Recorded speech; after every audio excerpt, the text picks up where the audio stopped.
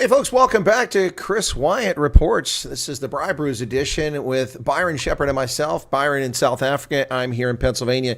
Wow, it's been quite a bit happening since we last spoke. We've got elections coming up in South Africa on May 29th, just around the corner, 3 weeks away. Is it even 3 weeks? Wow, 20 days, a little under 3 weeks away now. Byron, how are things in your end of the world? What's going on? Yeah, so obviously we are coming up to an election cycle now, not that long, and in typical fashion, the rhetoric is stepping up, well, everywhere. As I'm sure if you've watched Morning Shot, you'll see that the news is just getting crazier and crazier and crazier, with either promises of lots of free stuff to the electorate or blaming the past for every fault that's going on in the country. But it's kind of expected, right? Because we're in an election season.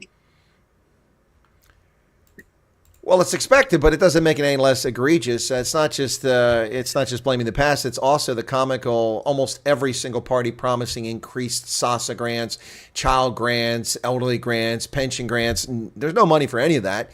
That's just empty promises by virtually every political party out there. Only a handful of parties aren't lying to voters about that nonsense. But I don't know if you've read any of the manifestos. I've read and analyzed a couple of the manifestos, not the least of which was the MK Party's manifesto. Woo, brother! Rainbow Nation is dead. It's black supremacy all day, all long. Come on, get on board this train. It is the Black Express. Man, have you seen the MK manifesto? It is frightening. Yes, I have seen the MK manifesto, and I don't know if you know, but one of the journalists in South Africa actually put it through ChatGPT and asked ChatGPT whether they thought the manifesto itself was written by the EFF or MK, and they actually said it was ChatGPT predicted it was an MK's party's manifesto was written by the EFF, because the actual promises are basically the same. It's basically an EFF manifesto. Now, that's unsurprising in many respects because the MK party considers itself to be a progressive party, and in typical fashion, progressive parties all seem to want the same shit, and that's socialist-run facilities till kingdom come. So it's a very interesting manifesto in some respects. The relevant question you have to ask yourself is whether or not it's a manifesto that they actually believe in. And I can't answer that. I mean, I know a few people, and obviously we talked to a few people. Some people say it was just written quickly so they actually had a manifesto. Some people say that it's it's actually a larger principle of the RET faction from the ANC basically trying to do RET things.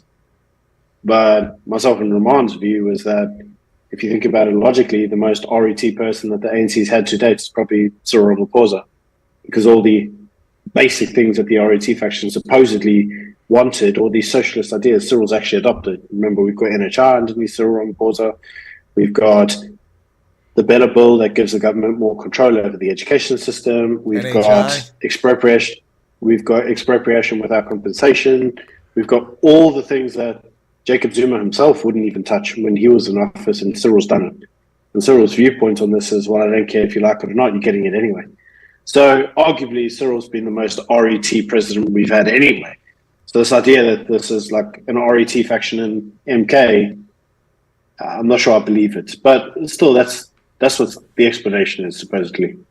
Yeah, reading through the thing, it looks to me like, because it was due on April 6th, they promised on April 6th, didn't deliver till, I think, April 29th or thereabouts, and it was quietly posted on their website. I'm not convinced that the people actually behind this actually believe in most of this stuff anyway. I mean, I'm not even convinced that Zuma's a racist. You know, I mean, I think this is just political opportunism is what it looks like to me, and they sense blood in the water, and it's like sharks going for the blood. That's what it appears to me. I mean, I can't speak, but regardless of whether it's just nonsense put out there to get the gullible, to get enough votes so they can get enough pressure, it's scary to see this sort of thing openly admitted in public. I mean, I just saw Toka Sexwally, another beneficiary, a patronage puppy, out campaigning for the ANC, talking about how they're not trying to decampaign others, they're trying to decampaign potholes and no water and crime. Like, dude, Proudly brought to you by the African National Congress. All the things you just mentioned. I mean, what are you decampaigning? These are your achievements, and you should actually be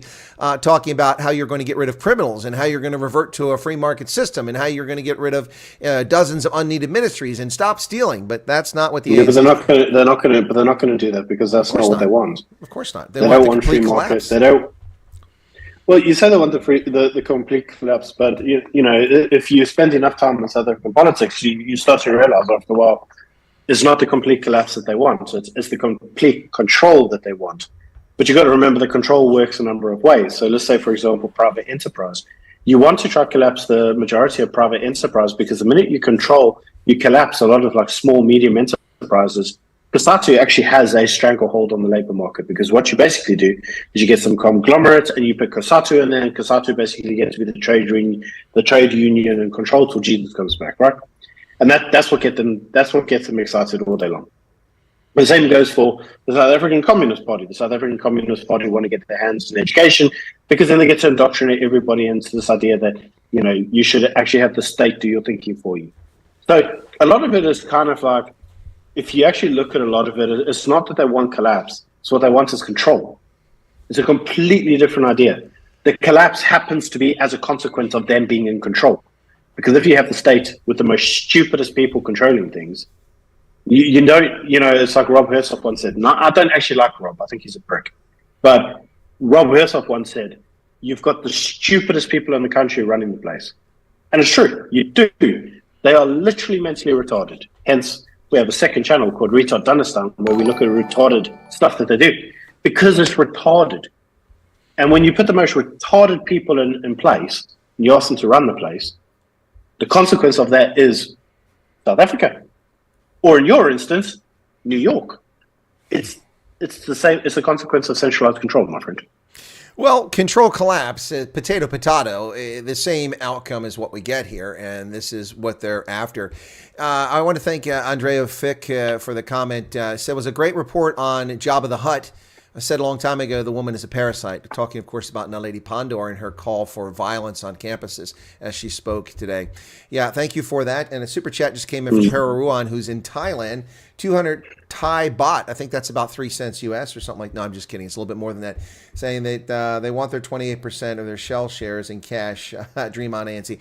Well, let's shift to that very quickly because I did a report on that, an investigative report, and I think I saw that you guys also did one. Of course, you've got a much bigger channel now, got a lot more traction than mine, talking about Tebe Investment Corporation and the Batu Batu Trust and Shell and the downstream and the upstream and what is going on there. That's a story that the mainstream media is getting wrong and not delving into and actually doing investigative journalism. And I think that's probably the most disheartening part about it, because when you peel back the onion on the publicly available information, not even coming from sources or clandestine information, but publicly available information, makes it pretty obvious this whole thing is the ANC behind what's going on here. People talking about BEE, yeah, there's a role there.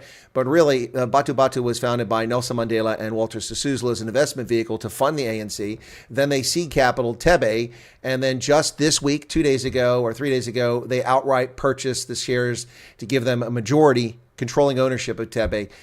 This has ANC's fingerprints all over it. What are your thoughts? You guys did a video. What did you guys talk about in that video? Oh, you're quiet. Your mic went quiet. Your mic went quiet. Can't hear you, Byron. Can't hear you. There you go. The video, I must flex. Yeah, I said, so that video, strange.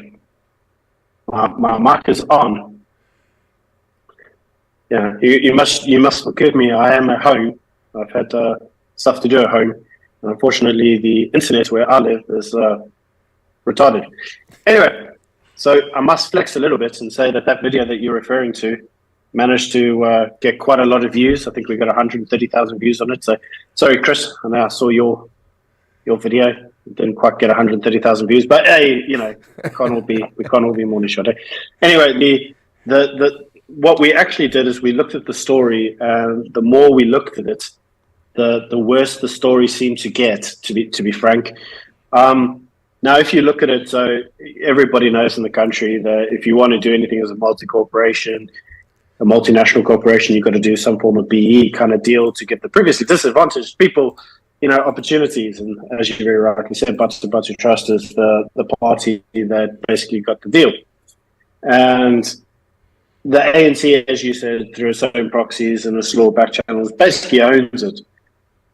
And that in itself becomes interesting because you have to remind yourself that a lot of the rights that Shell was awarded the exploration rights for minerals in the country. It was given all them, the rights to potentially frack. It was given all these kind of, sweetheart deals by Gwede Mantashe, which caused a lot of people to, let's call it riot, for want of a better word. There was quite a lot of process around this. A big campaign against the government forests, and then was taken to court numerous times. And what you start to realize is that obviously Gwede Mantashe was the person who authorized it, but in a way, he kind of authorized giving it to himself because Shell is effectively a proxy of the ANC's hedge fund, if you will. So it seems to happen in this instance, and it becomes very, very complicated. So there were some deals around our oil refineries. We've got 4. We've been told to shut all of them off because they're all not up to standard. They're all big high polluters.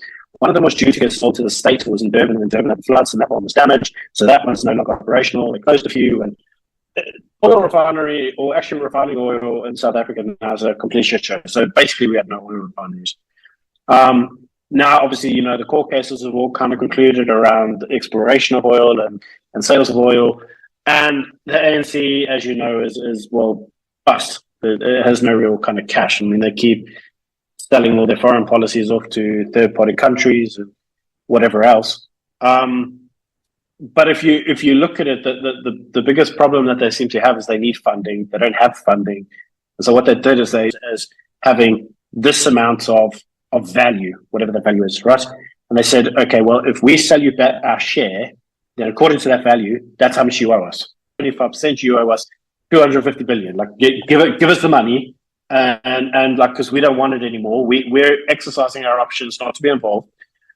And Shell have basically said, well, no, because we don't.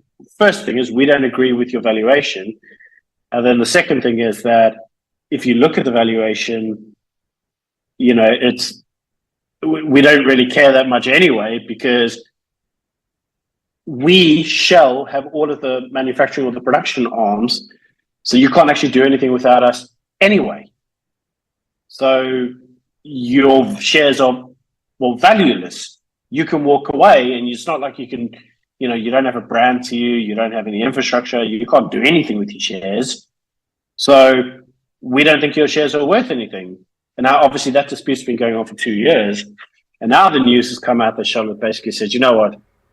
There's just no reason to be in South Africa because if you think about it, we can't explore oil, you can't refine oil, you can't, and now you've got to have this BEE grift. And the problem is that what we know from the mining industry is if they even paid for the shares, the government would just come back to them and say, well, you need a new BE partner, right? Well, that's 25% of both. Exactly a point that no one's making. I made that. I didn't realize you guys made the point as well. So if Shell bought back the 28%, they would be required to then give it to skin pigmentation, patronage puppies, not actual, that the whole thing is a scam. It's just a total scam. It's meant to fleece them of money. That's, they paid $73 million, but most of that was through debt back in 2002 for their 28% share stake, which was 30% originally, I think, but they handed some shares out to shareholders. But the whole thing just stinks to high heaven. And the bottom line is that I'm with Shell. You've pointed out some of the obvious things here. When they tried to do fracking, or not fracking, seismic testing off the Wild Coast, the white liberals with the pink hair and their colored friends showed up and demonstrated, went to court and got an illegitimate court judgment against them, saying they're threatening wildlife. You can't even see the ships. They have no effect on what's going on 100 kilometers offshore. It's ridiculous. So you've shut down Shell's upstream operations, and that's where they're actually making money. And now, by the way, if you look at Shell as a corporation, which I've done, I also invest in the industry. I'm a shareholder of BP, in interest of full disclosure. But if you look at Shell's business model, they are getting rid of downstream businesses all over the planet because they're not making money of them. And it's exacerbated in South Africa because the government sets the price of fuels. The government controls the prices. So when the market swings, you're left with a loss because you can't sell it for a profit because the government doesn't change the price fast enough. Yes, occasionally you get a windfall profit because it goes the other direction, but most of the time the downstream operations lose money. The only way they make money is selling gum and Energade and Biltong at the damn petrol stations. They're not making any money off the fuel. So why be in the business? I don't blame Shell. And this is, the valuation of this thing is once a refinery was gone, which is one way to make money, once a refinery is shut down in Durban, the 600, 700, 800, whatever the actual number of petrol stations are just an anchor on Shell. Why would they want to keep it? So Tebe is, they're not real investors. It's just a scam by the ANC to hand money out to their friends and family. And now we see the impact of it. And this is really devastating to South Africa. Would you disagree with that? Yeah, I mean, obviously, the biggest difficulty you have is obviously talking to anybody here in South Africa about it, because you get the usual, they can go, who cares? Somebody else will fill the market gap. Yeah, no, sorry. Just like, well, fine, screw you, Wyatt. We don't need a GOA. Yeah, you get more out of a GOA than we do. Horse shit. We get nothing. You get it all. Anyway, go ahead.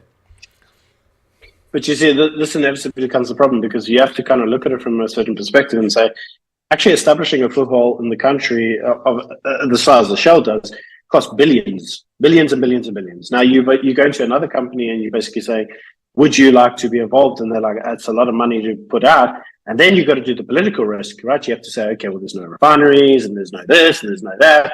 And the reality is most companies would just say, nah, screw it. I'm not investing that kind of money.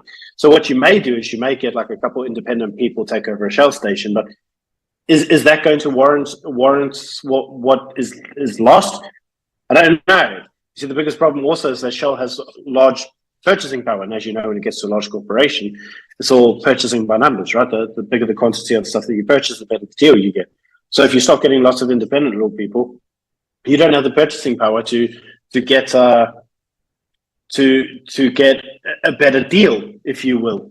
So this inevitably becomes a problem overall, regardless of how you look at it. Now, some people say, as you rightly point out, so Patel came out and said, oh, well, we're not the only country in the world where Shell is left. Yes, it's 100% true, but you see, Patel is very inconveniently forgetting certain things. And that is, we have two countries to the north of us where Shell's operations are very important. Number one is we have Mozambique, where they've discovered some of the largest quantities of gas in the world. And that is very, very, very valuable. The second is in Botswana, where they have discovered a shed load of oil. And that oil is due to rival even what comes out of some Arab nations. So in effect, if you were Shell and you were getting this stuff, you'd want to refine it in South Africa, right? Because we're the closest neighbor with actual refinery stuff, and you don't have to build it, because building the stuff costs a lot of money. But there aren't any refineries left because we close them all. And we close them all either through negligence environmental control. In other words, we took some like really strict control over what it's supposed to do from an environmental point and said, yeah, you do this because you can afford it. And they're like, no, we can't. The second is that a lot of this has been led by the trade unions who have been strangling these refineries in terms of how they operate. And thirdly, the government itself has kind of seen it as a way to almost control the refineries and almost expropriate them, but through legislative controls. It's almost like saying, okay, well, you Shell can't afford to turn these refineries around and make them green efficient and blah, blah, blah. But if you give them to us, we'll do it with the taxpayers' cash. And then they'll probably drop the legislation, right? And say, okay, well, it doesn't have to be as strict and blah, blah, blah. But in typical fashion, whenever these things get to government hands, that's not how it works. You go, here you go, government, you deal with it. And then it just gets looted and pillaged and the copper gets stolen from it and it falls apart. And before you know it, it's unusable, right? So you just got to bulldoze it. So that appears to be what's happened in these instances. There are reports that some of these refineries still have staff that go in every day, paid for by taxpayer, and paid for by various people. The same as, I don't know if you know, they found in Swane, Pretoria, there's an old power station there that staff have been going into for 10 years, but has never generated 1 watt of electricity. Like this is the common drift of the state, right? We pay the workers to go there, but they don't actually do anything. So you can imagine if you're a corporation like Shell, at some point in time, you're going to go, It's just not worth it, man. What's the point? What's the point? Well, there is one refinery in operation. The Cape Town refinery reopened last year, but it's the only refinery in South Africa, and it doesn't produce anywhere near. So most of the refined petroleum products in South Africa are currently imported, driving up the price. Also, more environmental risk from ships at sea bringing in refined products who could, run aground or have accidents. Yeah, but I'm glad you said that, because don't forget that the ship ports are fucked. Oh yeah, that's you talk about South Africans who well, fine, screw it, we don't need that. Well, it's like, well, we're strategically important because of our minerals and because of your strategic location doesn't mean jack squat. It doesn't mean jack squat. Oh, but the Suez Canal, you know what? When the Suez Canal had a ship run into the side of the canal and they told us it'd be down for 18 months, the thing was back in operation 3 weeks later, and only a handful of ships went around the Cape of Good Hope. This is utter nonsense. And then minerals. These greenies and lunatics on the political left are driving us towards the EV revolution. Virtually nothing that South Africa produces comes in handy for that next generation. And what about the platinum group of metals? Well, most of the platinum goes for the production of catalytic converters in internal combustion engines on automobiles. And the fewer catalytic converters produce, the fewer pounds of platinum we need. So South Africa really doesn't have people are living in the 1970s mindset when South Africa was geopolitically important against communism as a bulwark and as a geostrategic location and as a reliable partner and minerals. And when South Africa was the world's largest gold producer, that's history. South Africa's GDP in 1980 was 22% to almost 25% was from mining. Today, it's 7.5% and declining. And there's a whole host of reasons for that, including black economic empowerment things. So I'm with you 100%. Every time South Africans, try to fob me off and dismiss me, I don't know what I'm talking about. They don't know what they're talking about. They need to pay attention to the reality on the ground in the 21st century. And South Africa doesn't have the upper hand in anything here. So the biggest issue that you see, is that once upon a time, South Africa was strategically important to people because they had certain infrastructure that allowed for the quick, easy extraction of the mineral wealth. You must remember, so a lot of our railway lines were obviously, they're at their best when the railway line itself goes to a mine and then it exports it towards a shipping yard. But when you collapse that because you want to have the construction mafia have a stranglehold on it, and you want the trucking and the taxi mafia to have a stranglehold, and all of a sudden you can't export that minerals as quick and easy as you could before. Well, that drives up a cost. The cost is going to be it's going to be your trucking, it's going to be your ports, it's going to be the delays. That's going to cause a cost. Now, all of a sudden, you've got to remember that, and this is what people forget in terms of the world. South Africa is strategically important for the minerals it has if it can easily get the minerals, which it can't. Now, the reason that becomes important is because if you can easily extract the minerals at a cheap rate, great, do it. But the world works on a market economy. So if I can get the same minerals from Brazil, because Brazil managed to go out there and improve its infrastructure and it allowed for the quick and easy, cheaply export of the minerals, guess where I'm going to get it from? Brazil. And that's actually where a lot of the mining and the manufacturing is now gone. Brazil. Right? The same thing happened with any form of manufacturing. South Africa wants to reindustrialize, it says. And this is what we hear from the ANC a lot. We're going to reindustrialize, because you see, it seems to think that if it copies China's playbook on industrialization, then all of a sudden it will uplift the poverty in the country and everybody will have a job. What they fail to understand is that before China reindustrialized, it redid the education system to make sure that everybody in China had a massively huge IQ and they were all really, really, really smart. So that when it came through to reindustrialization, well, you actually had people with a brain cell who could work on this. You see, what the ANC seems to think is that if you create a manufacturing plant and you pull Tembu out of the township and he's got like a grade 2, that somehow he's now able to operate machinery in a plant. Like, no, it don't work that way, right? And China understood that. But there's another side of it. And this is the part that the ANC are too stupid to think about. And that is the minimum wage in China versus the minimum wage in South Africa. It's not the same. South Africa's minimum wage is nearly 3 or 4 times that of what China's is. The actual GDP, the domestic growth per individual in China is half of what it is in South Africa.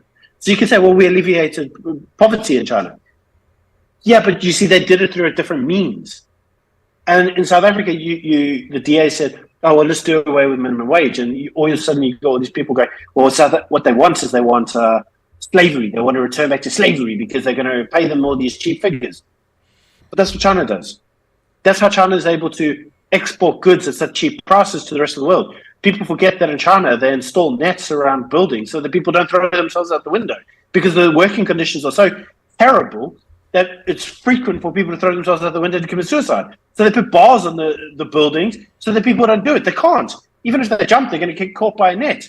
And they seem to think that somehow, what, is there COSATU in China? There are no COSATU, there are no trade unions. You try to start a trade union in China, and the Chinese Communist Party will give you a push club like you never felt before. So all of the things that allows industrialization to occur in China, we do not have the environments in South Africa where you could replicate it.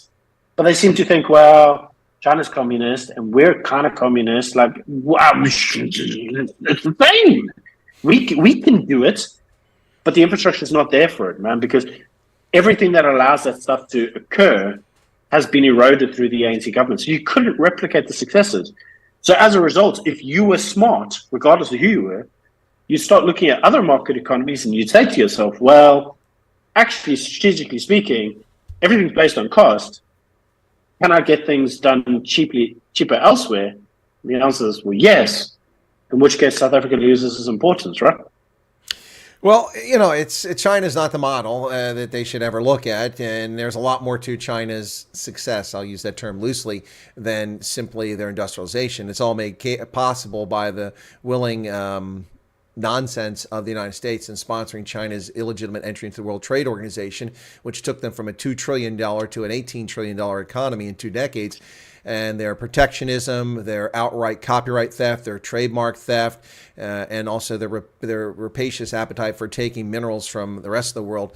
And then it's a whole host of things that lead to China. Much better model for South Africa to look at if they were legitimate, which the ANC is not, would be to look at South Korea, which is not a fully capitalist model, but today it's become that, but that's not how it got there with the chaebols. Or look at even 1950s, 1960s Japan, or look at more recently Malaysia, Indonesia, Singapore. These are excellent examples of economies in Asia. Look, I mean, these economies in Asia were all smaller than any country in Africa, virtually. Their GDP per head was lower than Africa at independence 60 years ago. Yet Africa's been left to the dustbin of history because of the malfeasance of African actors, while they blame it on racism and neocolonialism instead of taking responsibility for themselves. Charles said here that like we had any indigenous people who were slaves except for the coin. Well, yeah, but there were slaves in South Africa. They were imported from Indonesia by the Dutch into Cape Town. Hence, the introduction of Islam arrived in that fashion to South Africa back in the 17th century. So, yeah, there were slaves, but that period did not last a particularly long period of time. But no, China's a bad example, but the ANC loves China. They love to talk about it all the time. They give them all the preferences, the little industrial parks in South Africa that only the Chinese can operate in. Nobody benefits from this. Nobody benefits. But South Africa doesn't have the scale of China. No country has the scale except maybe India. That's the exception. But no one has the scale, and that's another reason why China's so successful. And yet, why don't we copy the India model? Because India has managed to do it. But you see, what India managed to do is the reason India were able to do that is, yes, there is a degree of corruption and kleptocracy and going on in India, but it is far more capitalistic than it is socialistic. True. You see, and it doesn't suit the Communist Party, the South African Communist Party, who are basically the brainchild of the ANC, as I'm sure you know. So the problem inevitably becomes in that when it comes through to the dumbasses of the ANC, known as the communists, they'll inevitably say to you, it hasn't worked anywhere in the world. Look at Cuba, and they'll be like, sanctions, sanctions. And then they say, there's only one country in the world that's sanctioning Cuba. That's the United States. Everyone else does business with them. So if they can't make a profit and it exists by trading with the entire world minus the United States, then why do they exist? Sanctions is bullshit. It's like Zimbabwe. No such thing. Yeah, but you see, inevitably, that will be the rhetoric, right? And then you'll say, Venezuela. And they forget that 20 years ago, Europeans were moving to Venezuela because it was one of the most lucrative and high-profile countries in the world, until socialism, right? And then all of a sudden, there's a shithole. And the Europeans that moved there aren't even now allowed to leave because, wealth extraction. But anyway, they also then will turn around and say, Russia, the largest, communist state in the world. Oh, yeah, but, it worked in China. And that's more important. So China, like China. But if you look at China, China is incredibly nationalistic. You see, China isn't really interested in spreading communism to the rest of the world. It never has been. China doesn't really even use communism in the form of communism. True. China uses the word communism because it allows it to do what it wants to do in a framework that the rest of the world seems to understand, using language that they understand, that they're familiar with. But in my opinion, China is actually a monarch. It has an emperor. The emperor is called Xi. And there are 5 families that sit behind Xi and make all the rules. And they do it within a communist framework. But Xi's emperor. And actually, it would be far more honest for people to say, actually, as an emperor, China is a monarch. It would actually better represent what China is. And I think people would actually respect China more for it. But you see, they want to use newer forms of language. You know, it's a communist ideology, a socialist, because it's looking out for the well-being of its people. Well, no, not really. But any way you skin it, the reality is you can look to China and go, well, fantastic. We're not Chinese, mate. We're South African. And the majority of South Africans are retarded. If you want to see that, look at the electorate. It's a fact. That's why that's what I say. That's why we call South Africa retard-danistan. It's called retard-danistan because the majority of people are retarded. It's just like, it's a fact. If you look around the world, and this, you can check this out for yourself, by the way, they've done IQ tests, and the average IQ test in South Africa is 79. And I don't know if you know, but an actual IQ test of the average South African is 79. 79 is technically a retarded IQ. It's true. It's a genuinely retarded IQ, which means that if the average IQ in South Africa is 79, the average South African is retarded. Fact. You can't dispute that. That's you remember, Chris. They told us this during the pandemic. Trust the science. What science? And I am trusting the science because this is science, my friend. And science tells us that the average South African has an IQ of 79 IQ points, and that's retarded. Retarded country. So you can't turn around and say a retarded nation is able to achieve what China has, where the majority of people are actually really smart and diligent and hardworking and nationalistic and have no form of guilt complex and racism and tribalism and corruption. We forget that in China, when you go out and commit corruption and you're caught, because obviously corruption occurs, but if you're caught, they court-martial you, mate. You're shot. Now, if we really wanted to adopt the Chinese model, I'll donate the bullets, my friend, to the firing squad. Like, by all means, I'm not shy. It will cost me a few bob, but I'm willing to put my money to the cause. Like, you wanted to emulate China, let's emulate it. And then there'll be no ANC. Because... Yeah, look, China, I've called China what it really is. It's a mercantilist state. And if you want to put a label as a monarchy on top of a mercantilist state, most mercantilist states were monarchies, that's fine with me. It's a totalitarian fascist government that uses a veneer of communism to exert its control and enrich its privileged elites while imprisoning the masses. That's really what it is. Now, Sam Munker said, Byron, stop it. The truth hurts. That's pretty funny. Yeah, well, look, I'm not going to sit here and insult the intelligence quotient of South Africans. I'll leave that to Byron. But I'm not doing anything, my friend. I'm trusting the science. Well, they told me to trust the science. Well, I'm trusting the science. I love how the political left is destroyed concepts like genuine diversity, which is diversity of thought and experience, not appearance or faith or ethnic origin. That's genuine diversity. And how they've destroyed the concept of science. I remember this is the famous line from the leftists of years ago. The science is settled. The science is... Okay, so... Here's a very clear indication that the people spewing such nonsense don't even know what science is. Science is never settled. Never settled. If science was settled, then the International Astronomical Union would not have been able to downgrade Pluto to a Kuiper Belt object. It's a freaking planet, man. Stop it. But the science is never settled. You come up with a hypothesis. You seek to prove or disprove your hypothesis. You test it. And then that becomes the standard of the time. But even that changes. Even to this day, Einstein's most famous E equals MC squared is something that some scientists are questioning because of the multiverse and other potentialities. So science is never settled. The left, these people destroy language. They're unbelievable. Yeah, I'm with you, though. I listen to the science, real science. So here's the problem with science. And that is, at the end of the day, they always tell you that science is settled. And they'll tell you trust the science. But next week the science changes. Because you see, science can tell you something very fundamental around the world. It can tell you how something works. It can tell you how it works, but it can't tell you why it works.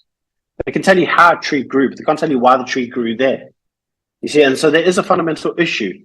The other part of it is, especially in the modern environment, as I'm sure you know, the biggest problem that we have with science now, science has become highly politicized. And the science, because it can't tell you the why, you have lots of political parties come into it. Like once upon a time, the why was always limited to religious thought, right? Why the world? Because God. Right now it's like, why the world? Okay, well, we don't talk about God anymore. So what we can talk about is, I don't know, maybe something like communism. So why the world? Also that man can look after each other and make sure that they have an easy time. Or maybe it's liberal thought. Why the world? Oh, because it allows individual expression and allows you must be happy and enjoy your life. That's why. So when you understand that, then you can start looking at a lot of the science and say, what's the actual objective here? Because it's not, a lot of the time it's not telling me how, it's telling me why. And science can't answer questions to why.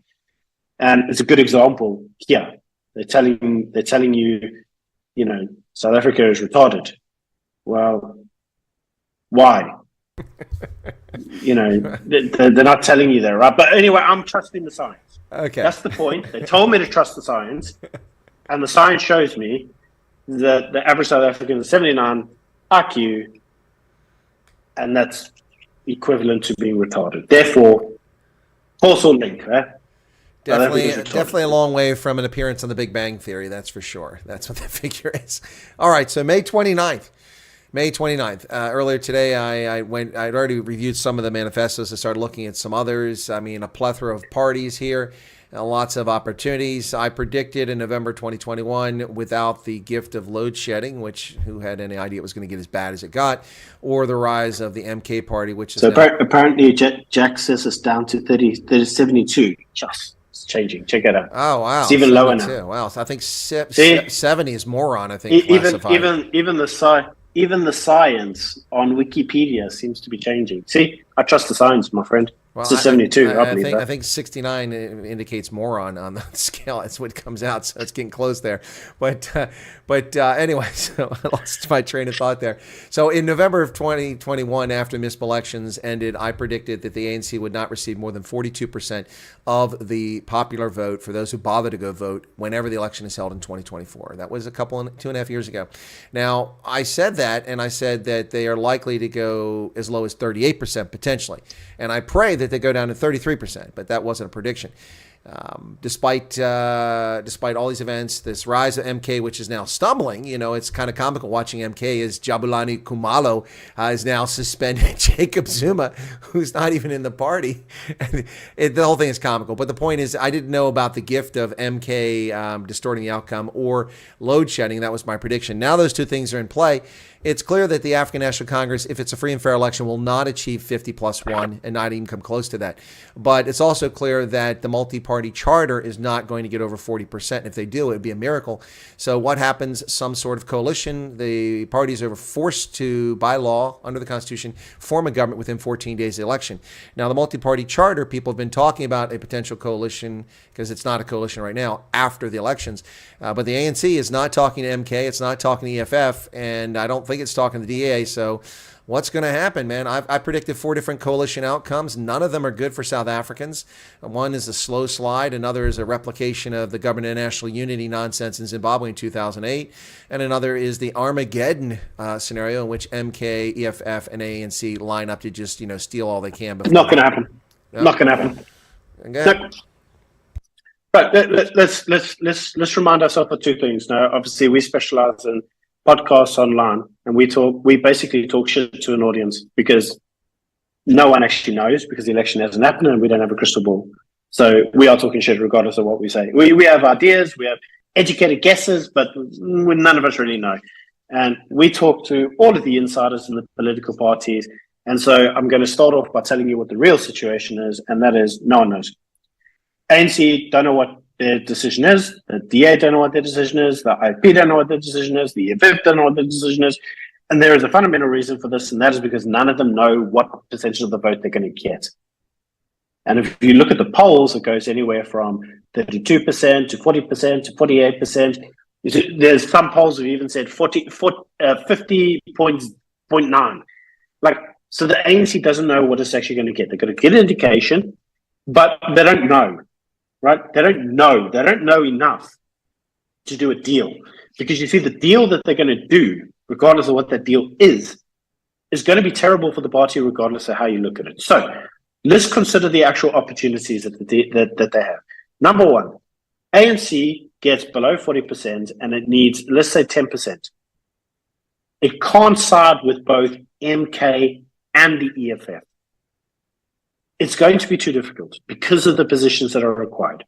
So the reality is it could go with the EFF.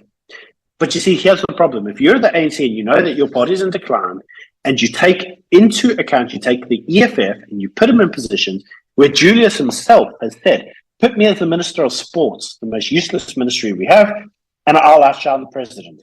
And I have no doubt that he will, because his rhetoric will be absolutely off the tops and he'll be in all the headlines every single day. And Julius has said he will use that as an opportunity to reverse the takeover of the ANC and eventually get himself to presidency. And so you, as the ANC, know that the day that you invite the jackal into the hen house is the day that they start eating the hens, one by one by one. And eventually the only thing that's going to be left is a jackal. Now you have to make that decision. Do you want this guy there or not? Yes or no? Because national government is very different from local government. The second point then is, how do you get Zuma in power? Because if you put Zuma in power, you have to remember that Zuma does not get on with the current people in the ANC. And Zuma's whole stick is he doesn't get on with Ramaphosa. So the question then is Ramaphosa staying? Well, we don't know. Maybe he will, maybe he won't. Current indications are that he will, and Paul Mashatile won't be in. Some people suggest that he might go and Paul Mashatile comes in. Well, how are you going to get any of these parties to work together? The other option is, if the ANC gets, 45% and the IP get 5%, IP, ANC, done. Right? Easy. You say to the IP, we'll give you KZN, we'll run the rest of the country, no problems. Sorted. And they've done coalitions with the IP before. However, if you read a lot of the rhetoric coming out of the political party, the rhetoric that comes out of them is all government and national unity. Because they all say that government or national unity allows all of them to keep their individual identities such that they can continue to keep doing what they're doing without basically being overrun by an opposition party.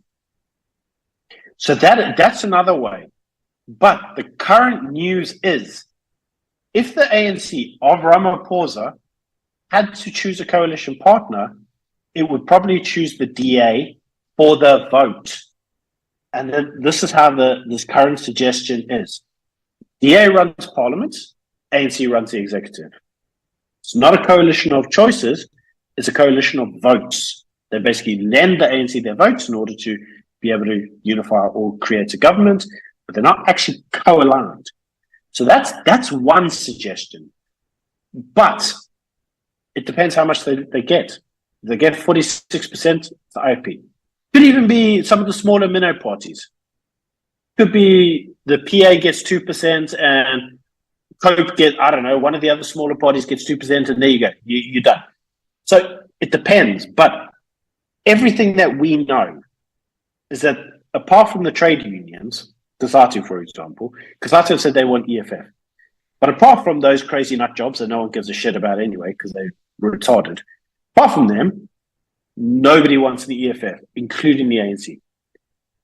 Nobody wants the MK party, because the MK party is basically just a faction of the ANC fighting within the ANC. So you can't look at coalitions of those parties. You have to look outside of that. Those coalitions are the worst case last party. We have no one else to talk to. And before they even get there, Ramaphosa is just going to call for government national unity. And let's face it, all the political parties will sign up and say, okay, government national unity, need to save South Africa, let's try it. Like, way before you get the EFF. Well, if the ANC goes below 40%, Ramaphosa doesn't survive. He's not popular in the party, never has been popular in the party, and he's not going to survive. It is ironic, though, you say so who takes his place? That's the problem. all kinds of machinations could take place here, yeah. But none of them are strong enough. That's the problem. You see, this is fundamentally the problem with the ANC. The biggest problem that the ANC has is it only has big hitters. Because you got to remember, for the role of president, you need a big hitter. You need somebody that carries a Madiba magnetism. But Ramaphosa he's not a big hitter. I mean, the man barely got into office. He barely beat the most loathed politician, Nkosazana Dlamini-Zuma. And his cabinet has been full of Zuma stalwarts, and still many of them are there because he doesn't have the ability to get rid of them because he risks falling. No, that's not entirely true. And you see, that's a very mainstream RET faction of the ANC. Blah. Well, I'm not saying that. I'm saying I didn't say RET. I said Zuma stalwarts. Not everybody in the Zuma camp was an RET faction member, but there were people who owed their loyalty to Zuma. And I'm not saying they owed only because he appointed them and enriched them. But if you actually remember that in Ramaphosa's last electoral conference, he won by a landslide. Wasn't close. It was a landslide.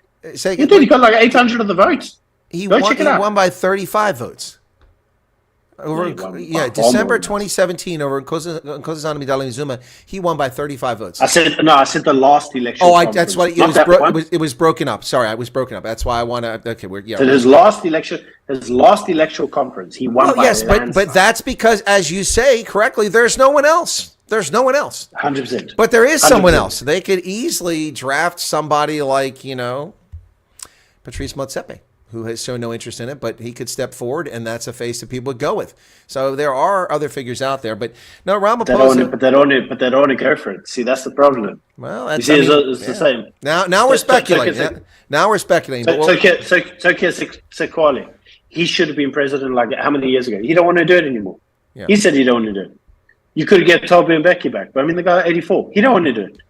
Nobody wants to do it, mate. So regardless of who you put in place, they are not going to have the magnetism. You got to remember that Cyril was deputy president, and he was a close confidant of Nelson Mandela. But there's nobody of that magnitude left. There's no one. So the minute you put a modern ANC person in place, you lose the electorate, because the electorate's like, it's these new lots, and nothing works anyway. You lose the confidence of the electorate. An ANC without Ramaphosa is a dead ANC. All the statistics show that. The ANC with Ramaphosa is a dead ANC on a massive decline. And without him, it's the Western Cape. Less than 19%. Yeah. It's dead. Well, even with him, let's see what happens in KZN. It's not looking pretty there. I don't know what's going to happen there, but it's not going to be pretty for the ANC. And we saw that in the municipal elections in 2021. The reason the IFP went from 6 municipalities under his control, either through a majority coalition or in a minority coalition, was because the ANC voters didn't show up. IFP only gained 2% more voters total across the country. And in KZN, they went from like 6 municipalities to 24 municipalities they controlled because ANC voters didn't show up. So, when the ANC voters stay home, every vote you get matters that much more, and that makes the big difference. But there's another thing in play here too, and that's, the whole thing. Look, I don't think my audience won't infer this, but I certainly don't want you to infer it. I'm not claiming that there will be an Armageddon coalition. I'm saying it's a coalition possibility.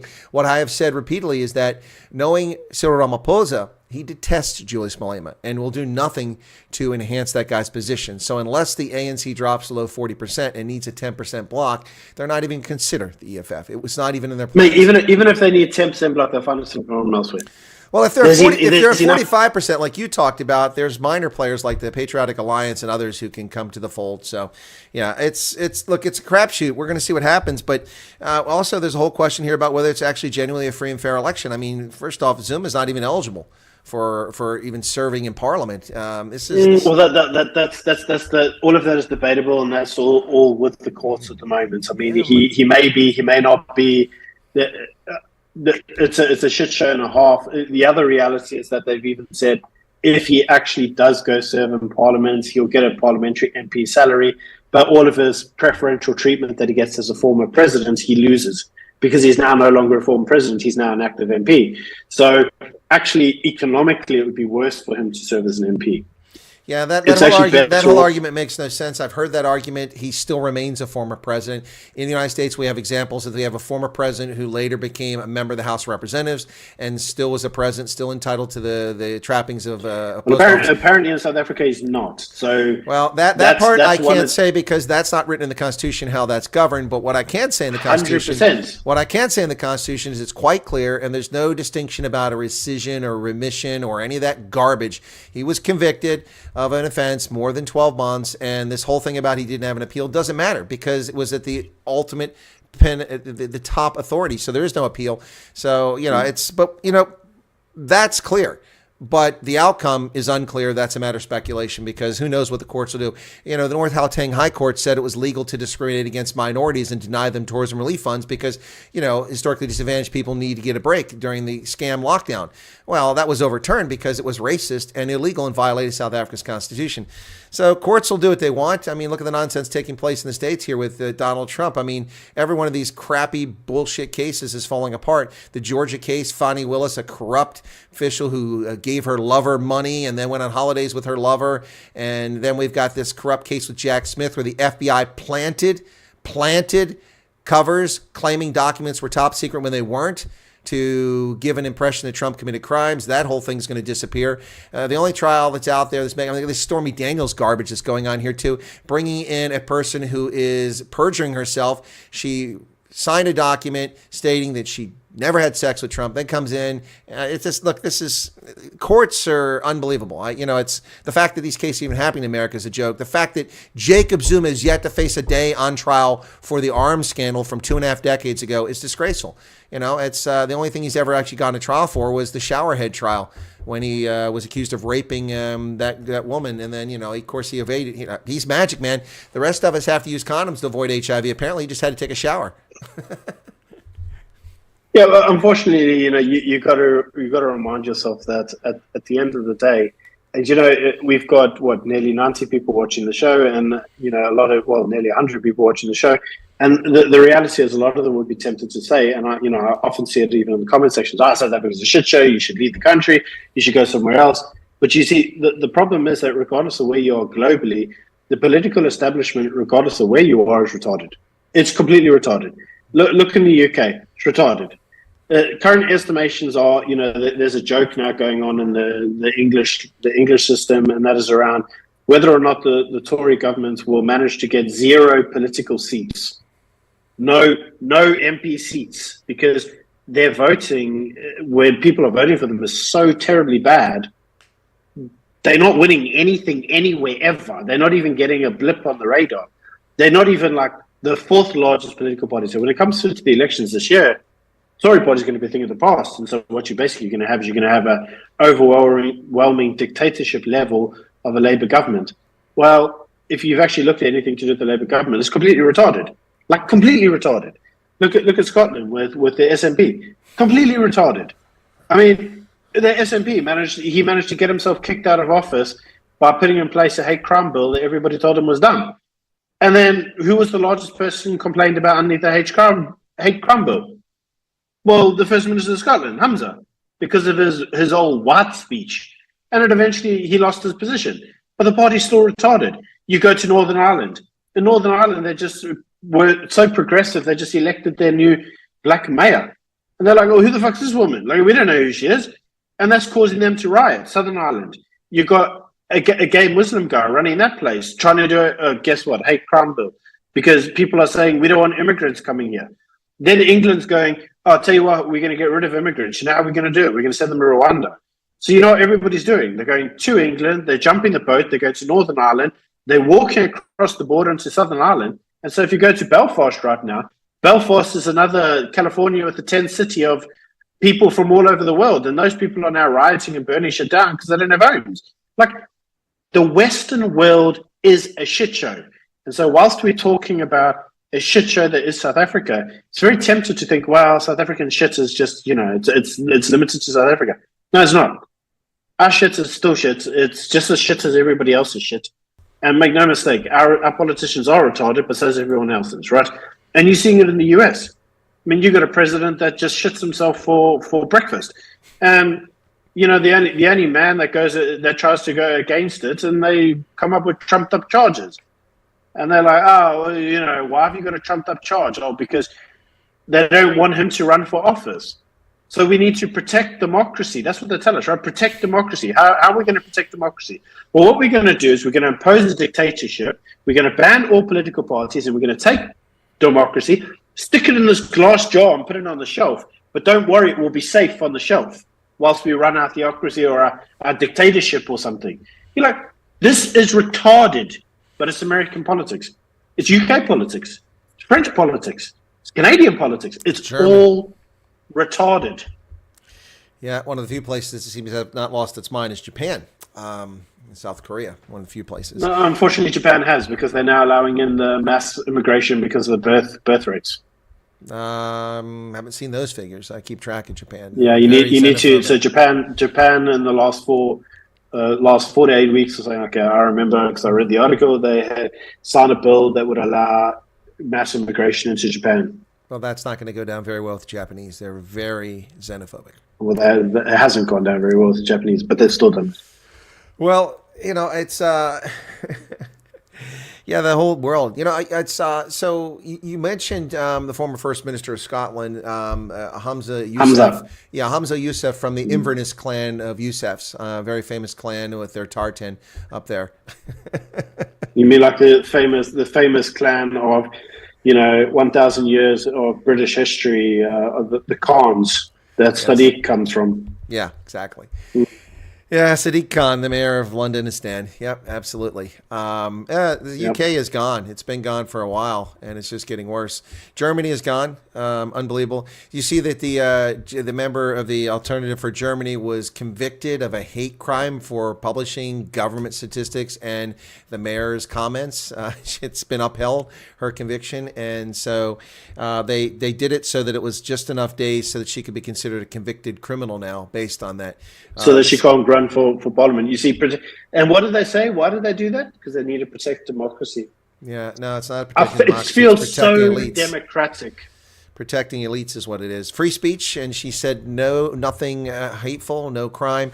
This is why the judiciary, as I said, is captured so many places around the world. It's unbelievable, unbelievable. And people here in America crowing about, oh, look, the conservative Supreme Court. It's not a conservative Supreme Court.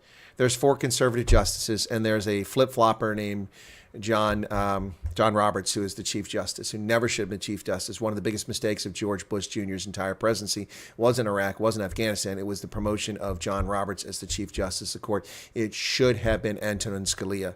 That's who should have been the Chief Justice of the Supreme Court. And we're still living with the consequences of that. It's not a conservative court, and people crying, well, they're doing this, doing that. No. They still are designing law out of whole cloth. Occasionally they get it right. They got it right in the Dobbs decision.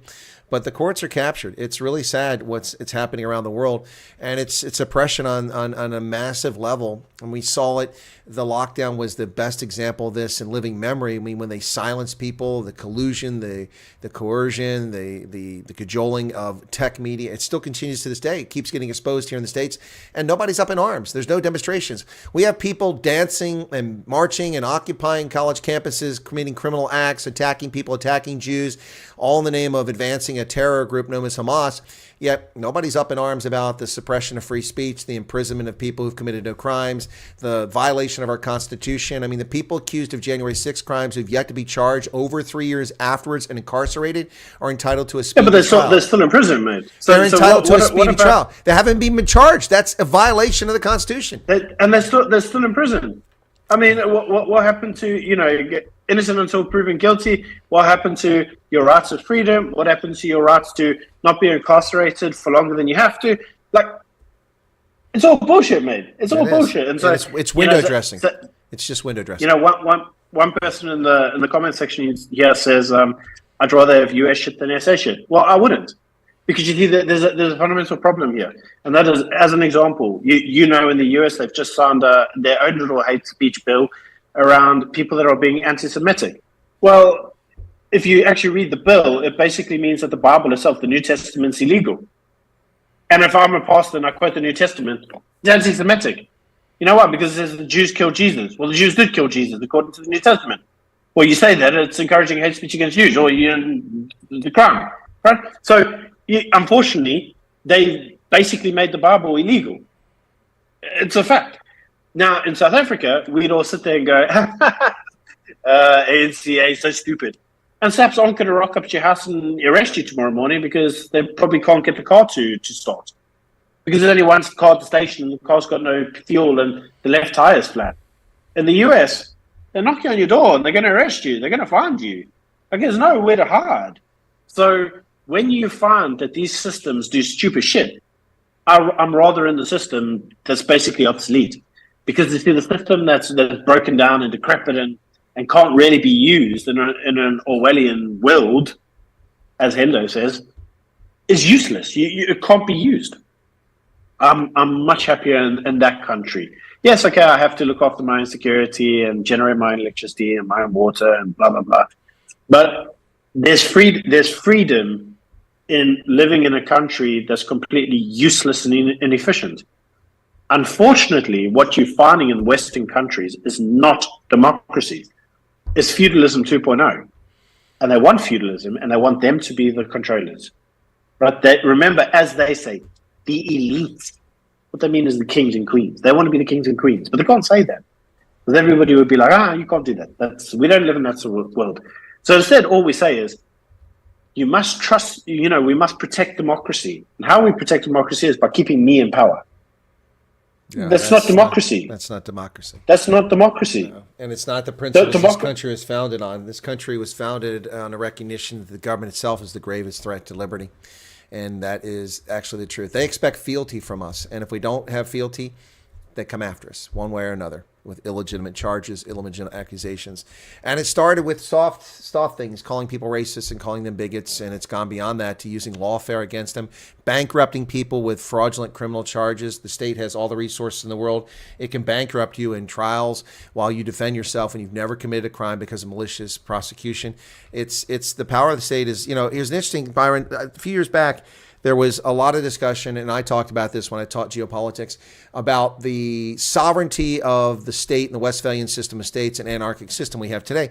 But the sovereignty of the states being at risk from social media, cheap, ubiquitous international travel, and a whole host of factors which made it possible to strike at a state and undermine its sovereignty. You could use, you could crowdsource, you could have a demonstration would overthrow a government in a matter of hours in a country.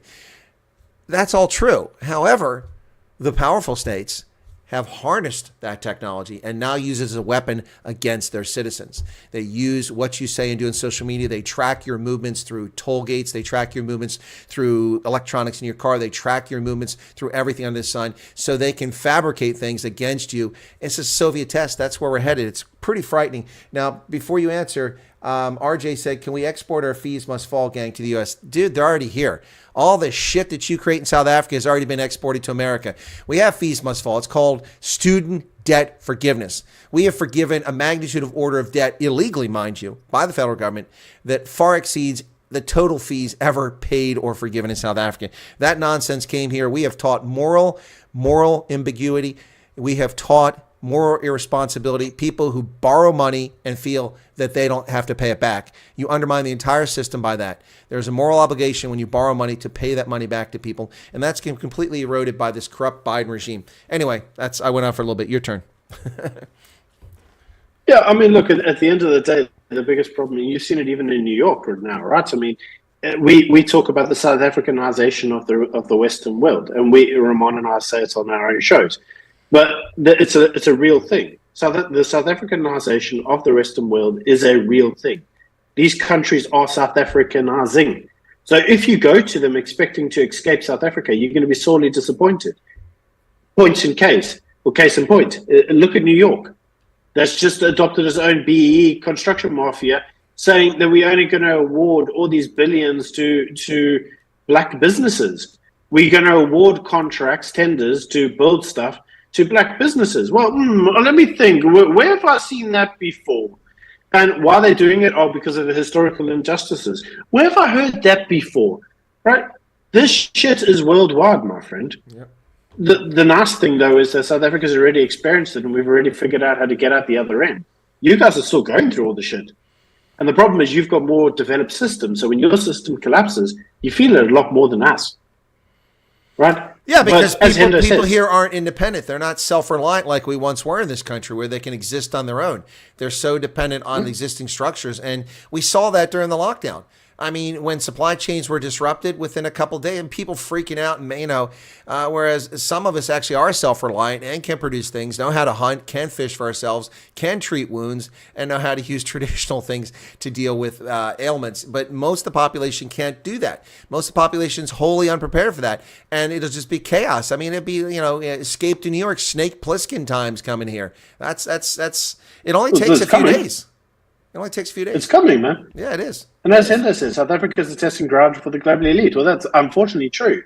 And we still have a lot of the testing ground policies in South Africa, but they all came from abroad. Educational system, for example, is a test from Canada to see if it would work. Well, it didn't work, and Canada didn't adopt it, but we still got it.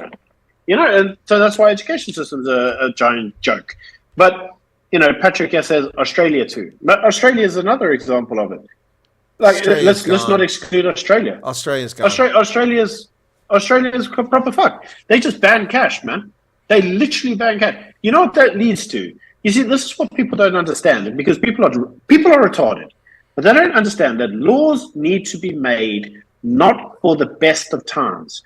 You see, when you give Cyril Ramaphosa the expropriation rights, maybe he uses them responsibly.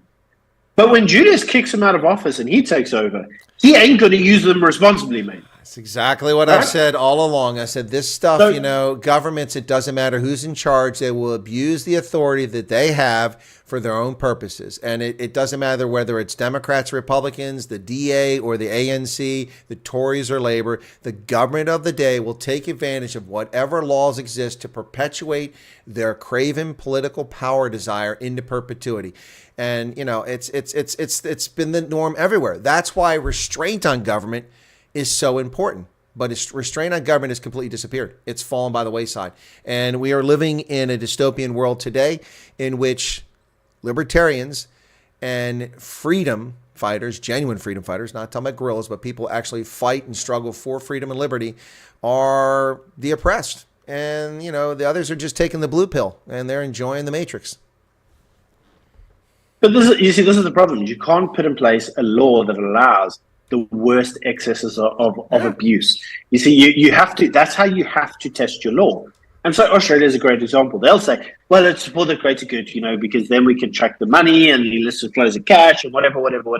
Yeah, until they want to adopt a social credit score and say that you can't go buy groceries this week, and all we're going to do is turn off your credit card and then you can't buy groceries.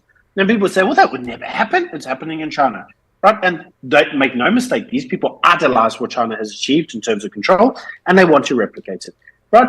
The other thing is that you also got to look about, and you might say, well, look at the South Africanization of Australia, because you see the local Aborigines want their land back. Well, let me think where I heard that before. And I don't know if you know this, but actually the majority of land in Australia is actually owned by Aboriginal trusts. There are large sections of Australia that the white man can't go to because they're under Aboriginal control. And the thing is that the Aborigines don't just want the majority of the land where white people haven't created cities, because that's obviously what they want, is they want the cities. They want the Perth and the Sydney and all that stuff. That stuff must be conjoined to their tribal land, if you will, because, it was theirs and you were the invader. But you must understand that as those countries liberalize and they, sip more of the juju of systematic racism and critical race theory and all this bullshit, those ideas of overall arching controls of the original inhabitants, as they call them, eventually find their way to fruition. And at that point in time, very, very, very, very difficult to change anything. Very difficult. And now you're stuck in a very difficult position where you are no longer able to own your own home. Oh, well, look, the state owns the home. You see, that's Australia for you. And if you look at the actual population, even the population in Australia, lots of white people are like really racist. They go, are we going to go to Australia? It's a white country. What's 56% of the population, man, declining on a daily basis? Daily basis, right? The new Australia in the future is going to be Asian, and it's going to be either a mix of India or China.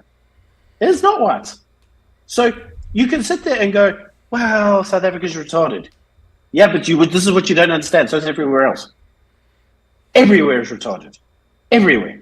And so this retarded nonsense, unfortunately, It's a global phenomenon, my friend. It is, and it absolutely is, and it's selective understanding of history. People in New Zealand constantly talking about how Anglos have abused Maori, but the Maori virtually destroyed the natural ecosystem of the islands when they arrived, wiping out the moa and other forms of wildlife. It just completely destroying it, fighting wars after each other, cannibalism, all kinds of nonsense.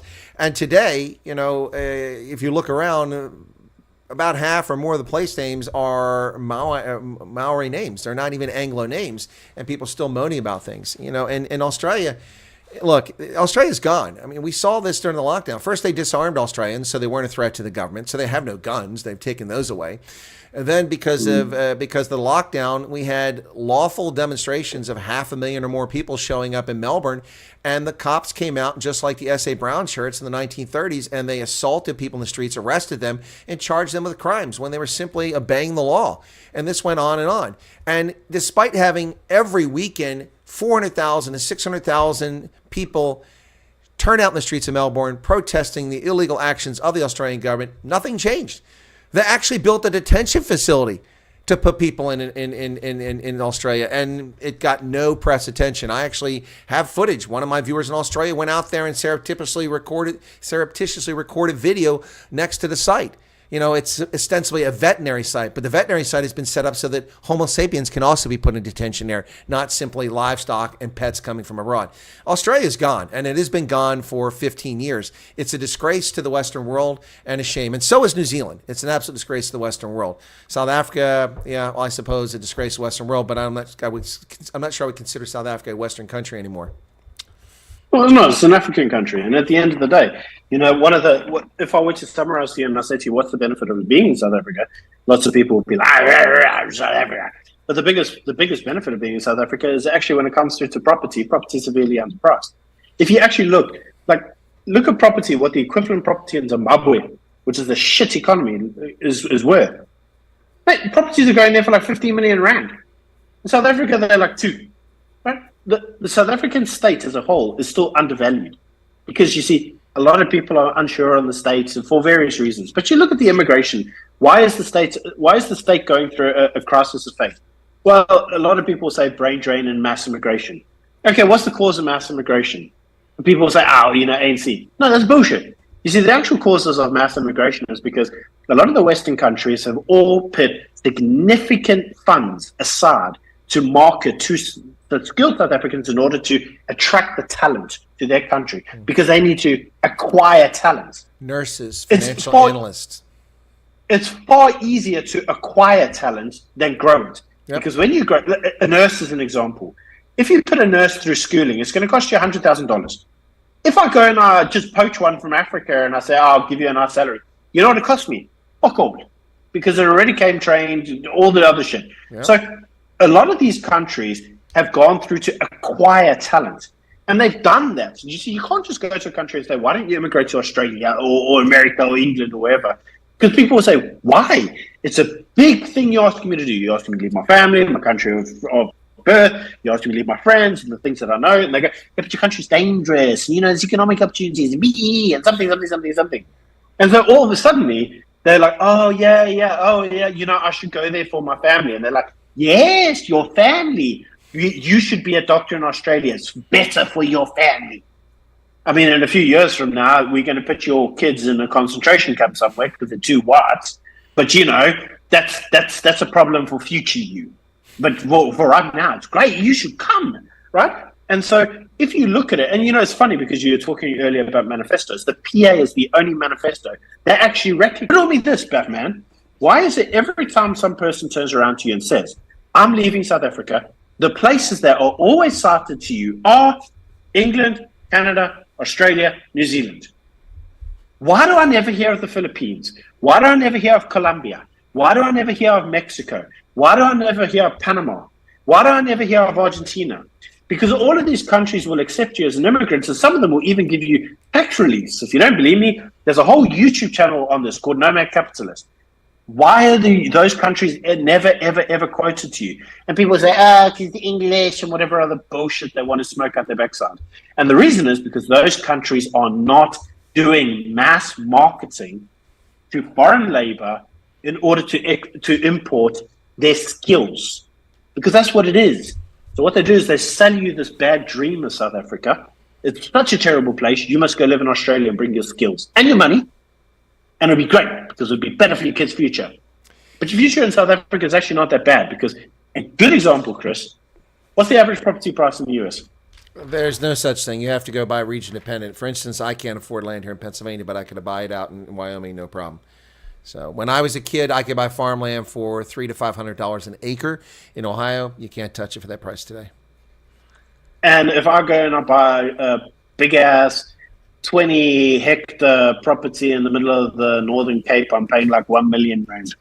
Mm-hmm. That's like a few $1,000s for you, man. Like it's fuck all. It's more than a few thousand, but yeah, it's not much. It's not much.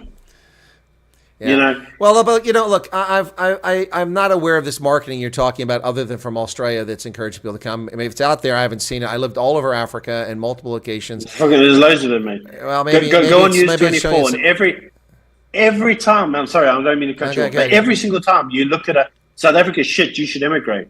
Go all the way to the bottom. Don't even read the article. Go all the way to the bottom and look at the author, and you'll find the sponsored post, and here's the author every time, without fail. So what I was saying is that may be the case, but the reality is that there's no need to market to people throughout Africa. UK is full of Ghanaian nurses and full of Nigerian nurses, and full of France is full of Rwandans and full of others who've got it. We have been pillaging Africa for nurses in particular for 40 years, and that's why there's such a deficit of people in the healthcare facility industry in Africa. Excuse me. Because of this active hiring of all these people. I mean, and it's not just that. The United States is full of Indian doctors. We've been poaching Indian doctors for 50 years from the Indian subcontinent. It's insane. But this is what happens. A smart economy will make themselves attractive, whether they have to recruit someone or not, and people want to come there for whatever reason. But yeah, no, it's I'm with you. Africa, one of the reasons why it's poor is because the money that Africans park offshore and the brain drain that takes place. And the brain drain takes place whether the ANC's in charge or not in South Africa. But I am curious, where's this 2 rand land at? Because I could use some land. Man, there's plenty of land in South Africa. Like I say, in the Northern Cape, it's dirt cheap. And Sam says Netherlands took your buddy. I'm very sorry to hear that, but I mean, at the end of the day, the problem is that the Netherlands took everybody else's buddy too. So you see, he's probably going to go there and think to himself, he's going to be surrounded by some Dutch people that he can have a nice beer with, an Amstel. Yeah, like, no, you're not. You're going to be surrounded by Mohammed, who's telling your wife to wear a hijab because reasons. And that's the reality of these countries. And you've got to understand that this is Western Europe as a whole. And unfortunately, that means that the cultures of those places are changing. Now, Chris, I've told you this before. I'm going to tell it to you again. I'm going to do it as quick as I can. But look at the UK. London is now 70% foreign, but London always recruits from London. All the places that they recruit is London. So if you have a ministry in London, well, guess what it's doing? It's recruiting a ministry, let's say the Home Office, with foreigners because you're recruiting them from London, because they live in London, and you want people locally to come work for you. But everybody locally is foreign. So the Home Office gets filled with foreigners. And then lo and behold, some of these foreigners come from stupid, dumbass countries like South Africa, where they'd heard about this bullshit idea like BEE.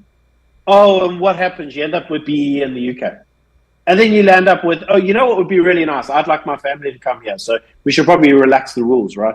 And, as I actually have like 70% foreign people here, it's a bit racist that we don't look after black people a bit more in London. So let's knock down the statue of Queen Victoria and put Nelson Mandela up in the middle of London. But this is how it goes. And so it drastically changes the genetic makeup of the country. Netherlands is no different. Netherlands has the same problem. Norway has the same problem. Germany has the same problem. They all have the same problem. So unfortunately, a lot of these countries, they know that their local population, this is what nobody actually also wants to talk about. And I'm going to talk about it. Most South Africans don't know that the vast majority of the youth in the UK immigrate. Did you know that? Do you know why they immigrate? Because they don't see a future in their country because of mass immigration. Now, Think of the irony. You don't see a future in South Africa, so you're going to go to the UK, and the UK doesn't see a future in the UK, so they go somewhere else. Think of the irony. But also think of what the natural consequence of that is. When you import the third world to a first world country, the people do not become first world. The first world becomes third world. And retardation self-perpetuates. And unfortunately, as we say on Morning Shot, retardation is a global phenomenon. You cannot get away from it. Can't be done. Yeah, no, the Netherlands has long been a country that's had this racial diversity. They have about 2% of their population is Indonesian. And that's because of their history with the Dutch East Indies. That's been there for a long time. It's had an impact on the country. But if you look at the Netherlands, you think it's a great destination. Consider for a moment that over half the population has no faith, no listed religion. Christianity is only 1/3 of the population. Wow. And soon to be overtaken by Islam in the Netherlands. The Netherlands. That's so sad. Godless people. It's unbelievable. But that is the new norm. That's where we're headed. It's crazy. The Netherlands. Also, who wants to live in the Netherlands? I've been there many, many times. I have ancestry from the Netherlands, but the people are stacked like cordwood. You might as well live in Malawi or frickin', where's another place? Singapore, where people are stacked on top of each other. There's no breathing space there whatsoever. The nice thing about South Africa is you want to get away from people, you can do it. You can get out. You have some open space. Yeah, like where I live. That's why my internet's so shit, because I live in the middle of nowhere. I don't have to look at anybody apart from my horse. I look at my horse because that's the closest thing that's around me. So it's great. I love that. I couldn't afford and I'm not without means, my friend. I'm not going to talk about that. But at the end of the day, I'm not without means, and I can't afford my own property in the UK. Oh yeah, no. It's the UK is ridiculous. It's unbelievable. Australia's the same. I mean, Perth and Australia, the properties cost millions. US, we talked about the US, California, Arizona, Utah. The average house price there about $1 million for a decent house. I'll get $1 million US for a shitty little piece of land and a house. Like, oh fuck that shit. Like, I'm not doing that. Like, you got to convert that around. You're like 20 million rand. You know what I can buy in 20 million rand in South Africa? Cape Town. I buy Cape Town, mate. Like, I'm not buying a small little property, right? It's like, your money goes far. So why the hell would I look in those shitholes? Like, no, I'm well, you're good, looking in the wrong places. You're looking in the wrong places because that's not what a house cost here. Yeah, but again, I recognize that, right? But I mean, there are some states with very low populations, and there's not a lot there, and you can get the land for a lot cheaper. Like you mentioned, Wyoming. Wyoming is a great example, but it's of course it's a generalization, and we can only talk in generalizations. To talk in specifics would be we'd be here till Jesus comes back. But at the end of the day, the argument remains the same. You can't leave your country. Even you can't leave your country to escape the bullshit that you have. Yeah. Because there's nowhere to go. It's everywhere. It's everywhere. It's everywhere. I've looked, where could I go? I mean, look, when I retired in October 2019, before these countries revealed their evil totalitarian leanings, I had an intention of having a place in Bavaria or New Zealand. These are places that I wanted to live part of the year. But after watching how those governments in New Zealand and in Germany behaved during the lockdown, I have no desire whatsoever to ever live in these fascist totalitarian countries, which really changed things. Where can I go? Malta, Finland, what's left? There's not much. The world is so crazy. Everywhere's retarded, my friend. That's why and that's my point. South Africa's retarded. America's retarded. The UK's retarded. Australia's retarded. And at the end of the day, if all you're going to do is exchange 1 degree of retardation for another, don't expect to go to some place and not be retarded. You're still going to be retarded. In which case, I might as well stay in the place where I get the biggest bang for my buck. And the biggest bang for my buck, because South Africa is undervalued, is still South Africa. I hate to say it. That's a fact. So, does that mean South Africa's not retarded? Ah, fuck it. It's definitely retarded, man. Look at our elections. It's like over the moon retarded. But then I look at your politics and your elections, and I'm like, yeah, it's also retarded. Oh, so, I can attest to that up close and personal. I just ran for office and spent a fortune running for office, only to find dirty, cheating, immoral things happening behind the scenes by the Republican Party and by one of the 5 candidates in the race. And, you know, when you talk about people being stupid, Byron, this is what one of my voters said. So in one of the precincts, there's 19 precincts in my district. And one of the precincts had a volunteer there, a young man who was inspired by my candidacy and volunteered. And so he worked that station. He gave a lady a palm card when she came up, you know, and she walks into the booth, hands her a palm card, you know, and she looked at it and she came out and she said, she talked to him because it was a very slow polling station. She said, I was going to vote for Chris. He's a veteran and I respect that. And he has incredible accomplishments, but I voted for the Christian. And so my worker said, ma'am, excuse me, you vote? What do you mean you voted for the Christian? Chris is a Christian. Yeah, but he was in the army when Obama was president, and Obama imported Muslims, so I voted for the real Christian. Never underestimate the stupidity of the electorate. I mean, that is the perfect story right there of just, you know, it's you know, people will vote against their best interests and make stupid decisions like that. And another polling station where my volunteer was out there, an older guy, and a lady came out and she said, well, I didn't vote for him. And he said, why? Well, I voted for the Christian. And he's like, what do you mean? Chris is a Christian? Yeah, he's not a real Christian. He supports abortion. What the fuck? Where did that come from? I don't support abortion. People just lying and making stories up, and that's how people, instead of doing the research, where do they get this from? I got a dozen stories like this. It's just shocking. It shook my faith in our political system. It shook my faith in politics. Look, I'm not a spring chicken. I'm not new to this. I mean, I've defended this country for 37 years. Okay, but I want to come clean. I want to come clean very, very quickly. And Ramon and I have both made our position on this. I'm speaking for both of us. I want to come clean. I do not believe in democracy. I am a monarchist. I believe that we should have a king and queen, and we say, fuck it, because when a king and queen rule a country, they have to look at the longer picture of their kingdom for the simple fact that they wanted to go on to someone else and someone else and someone else, and they don't have to think in short term, every 5 years have a vote. I am not a person who believes in democracy because the electorate are retarded. Democracy only works when you are governed by equals. We are not governed by equals. We are governed by, in many instances, people that are intellectually inferior to the electorate. And the electorate, as we've already covered, are 72% IQ, or 72 IQ points. They are dumb, right? So I just want to be clear on that. Like, I don't believe in democracy. So I know you said you had your faith shaken. I don't have any faith in democracy. I'm a monarchist. Well, I have long said in a joking fashion, but I mean, if given the opportunity, I would do it. People say, what's your ultimate goal? This is throughout my military service. What do you want to be? I said, well, I eventually aspire to be the benign dictator of a small African country. Lesotho and Swaziland are high on my list. That's what I've always said. So I'd love to be the benign dictator of a little country like that. That'd be great. Both of which have well, Lesotho's monarchy's gone, but there's still a monarchy in Eswatini. So Chris, I have to answer this, and that's as Matthew Dixon says, yeah, because their Swansea is doing really well. And the exception does not prove the rule. Exactly. People need to get this bullshit out their heads that because you can come up with, oh, but that one time Dankum doesn't deny a rule. The exception does not disprove the rule. Correct. Yes, Swansea is a shit show. Yes, there are reasons for that. But it does not disprove the rule. Yeah, the flip side of that coin is that the Moroccan king still exercises a degree of legitimate authority over the country's affairs.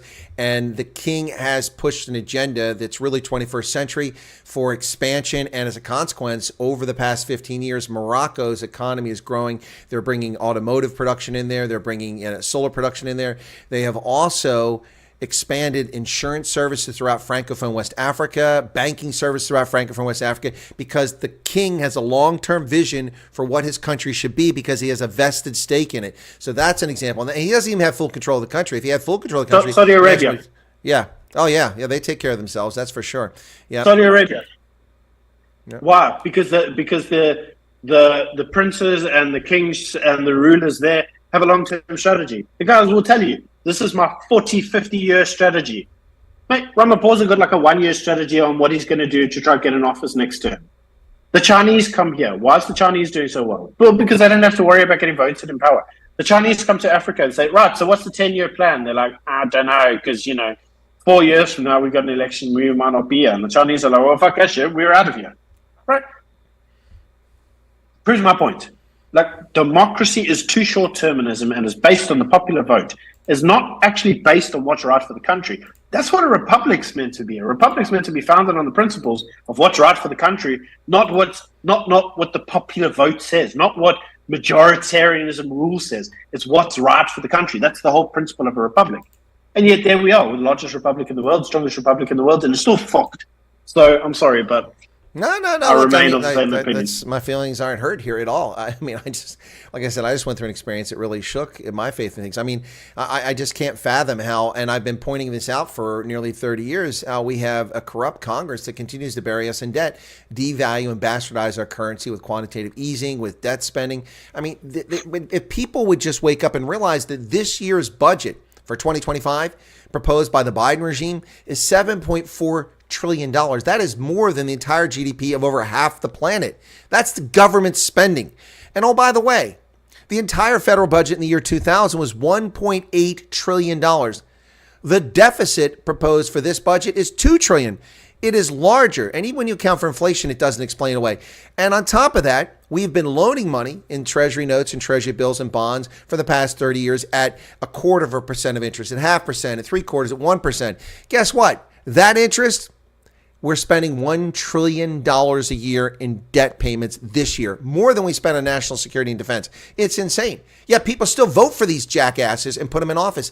It's beyond comprehension.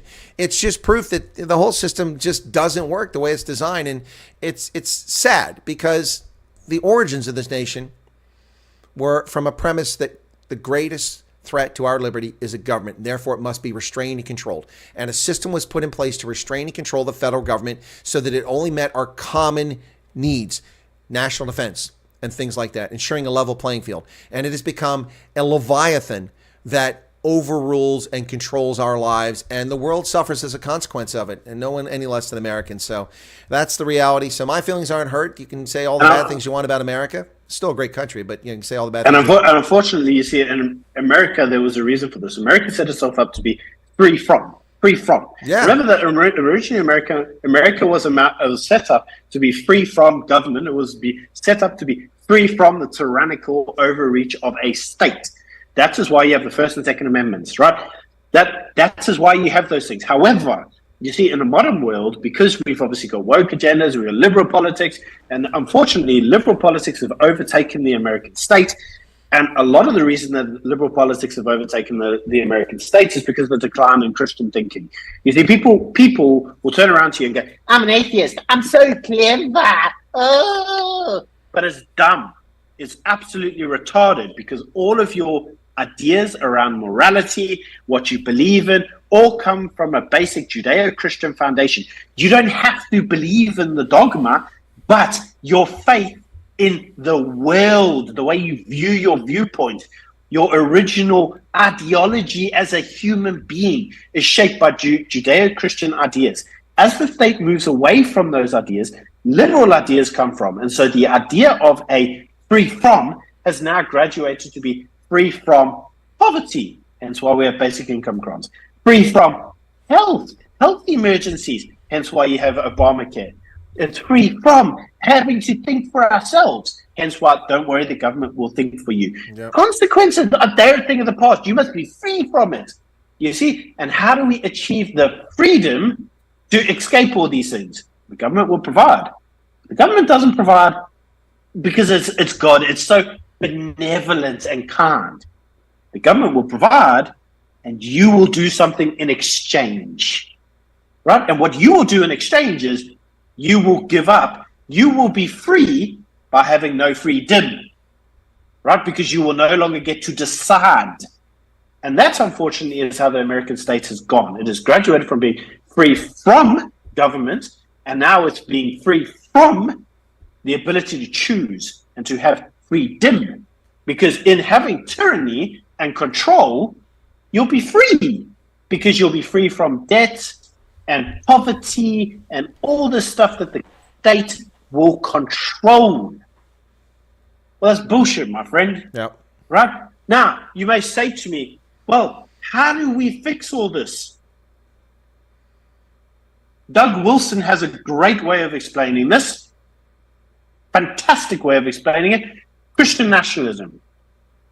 Why Christian nationalism? Because Christ advocates for one thing and one thing only. It's individual accountability. You will be judged by what you do, not the state. You, in which case, you have to take consequences for what you do. Yep. And if you still think in the year 2024 that being a good atheist because I swallowed Richard Dawkins' pee-pee, that you think you're smart, you're a dumbass. A dumbass. Right? This is not intellectually smart. The reason the world is in a mess is because of lack of accountability. Well, that's 100%. Why is it? That's what I've been saying all along. There are no consequences to bad behavior. In fact, it's encouraged. Now, Lady Pondor, I did a video earlier today. She's encouraging people to rise up and violate the law and occupy college campuses. It's insane. She's a little disappointed in South African students by they don't have tent facilities set up at UCT and at WITS and all these places. This is insane. No consequences for criminal conduct. No consequences for boorish behavior. And eventually, we are just controlled by the state. We, as people, form polities. As a polity, we form governments to represent our common interest. This whole thing has been flipped on its head. We might as well be living under the Soviets. We might as well be living under a monarchy where a king makes arbitrary decisions because we're being aced out of our own governance and of our own agency by corrupt, out-of-control governments. That's why I'm a monarchist. That's why I'm a monarchist. That's why. Because a monarchist would not put up with the shit. Do you also know where they don't put up with the shit? China. Oh, I dare you. oh, go do these protests in China. Yeah. I dare you. Yeah. I dare you. Go. You remember, Pando, she loves the Chinese. Try it. I dare you. Do you know who else wouldn't put up with it? Iran. Oh, yeah, well, we've seen what Iran has done. Do you see now they've a death sentence for the rapper? And 11-year sentence for a woman. The other one got a death sentence because her facial covering came off. And she runs a sports gym. It's insane. No, that's the world we're living in, and a lot of people have not woke up and realized what's going on around them. It's really sad. Now there was a thing from John Jarvis here saying, look at the podcast of Lotus Eaters for what? Did I miss something there? I watched them occasionally, but anyway, so I'm not sure what that reference was about. But podcast. That's Lotus Eaters are. No, I know who Sargon. they are. They're what? That's Sargon's thing. I've seen occasion, but I'm not sure what the reference is for. He was referencing something to do with you or something like that. But then Debbie also had to look up the word Leviathan so that she explained that in the description, everybody, what that meant. Thank you for that, Debbie. Byron, this is.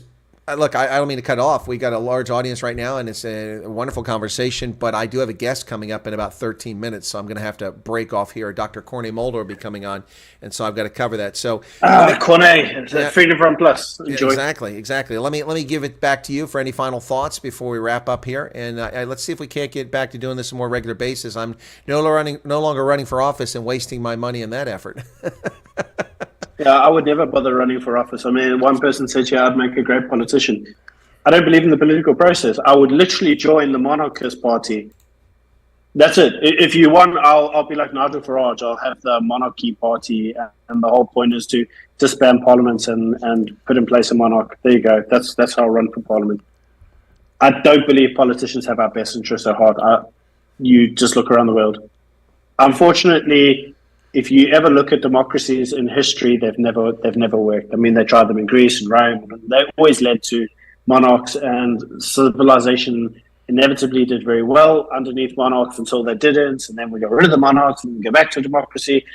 The world is unfortunately a wheel, and I do think we're in that cycle now where faith and democracy have been shaken up, and it's like, everywhere around the world, especially the Western world, all you got to do is just look at all the shit shows and you're like, it's just not working, man. It's just not working.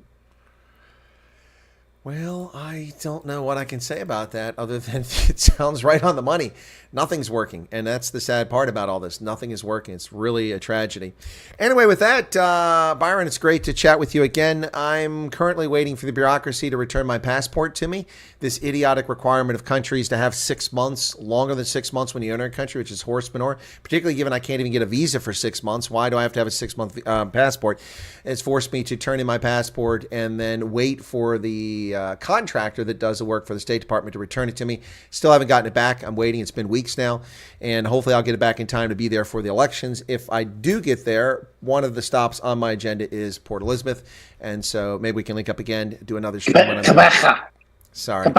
Yeah, sorry. I just have a hard time pronouncing or Nelson Mandela Bay. But yeah, no, I will be back that way to observe elections. If I can't get my passport back before the elections, then I'll come in the aftermath of the elections and walk around and see the detritus, as people like to say, laying on the streets from all the election posters from the failed political campaign. Anyway, hopefully I'll get back there soon, but I'm waiting for that passport. And the good news is my tax return, because I way overpaid my taxes last year by an incredible amount of money because I didn't want to get caught short. I got a huge tax return. Unfortunately, it all goes to pay my credit card bills for my political campaign. So it's a break-even proposition after I get my tax return. Anyway, thanks for coming back on. We'll do it again soon, and I do appreciate you being here. It's always a pleasure, and it was good to do Braai Brus again. And by the way, congratulations on your video on Shell. I didn't realize you guys had 100,000+ views on that. Wow, I think I saw it when it had 45,000. I was like, oh, damn, they did one too? But mine isn't quite getting the same traction, which is unfortunate. Maybe yours is better. I'm not sure. Maybe. So one person, I just want to address him in the comment section, says, so Alan says that Byron is definitely the more likable half of Money Show. Well, thank you. I'll definitely pass that on to Ramon. I saw that. I wasn't going to mention it. Ramon comes in for a lot of criticism on my channel. I don't know why. A lot of people criticize him, so I'm not really sure what that's all about. Anyway, but a lot of people love Ramon, so I'm not. Anyway, but good to see that you got a little bit of love on the channel. my last comment is going to be sorry for talking so fast. Actually, usually I slow myself down on Morning Show quite a lot, so it's nice to just talk freely. So thank you very much for that. I hope everybody enjoyed it. Sorry for us ranting off on for a while. The world is a shit show. Oh, well, that's the world. So have a good one. Thanks a lot, Byron. Appreciate it. And there you go, folks. Braai Brus, once again, we'll catch you here next time. Stay tuned. You'll be automatically redirected in about 9 minutes to my next broadcast with Dr. Corney Mulder from the Freedom Front Plus, and we'll talk about 2024 elections. And from Pennsylvania and from PE, cheers, everybody. Take care. Thanks a lot. Bye.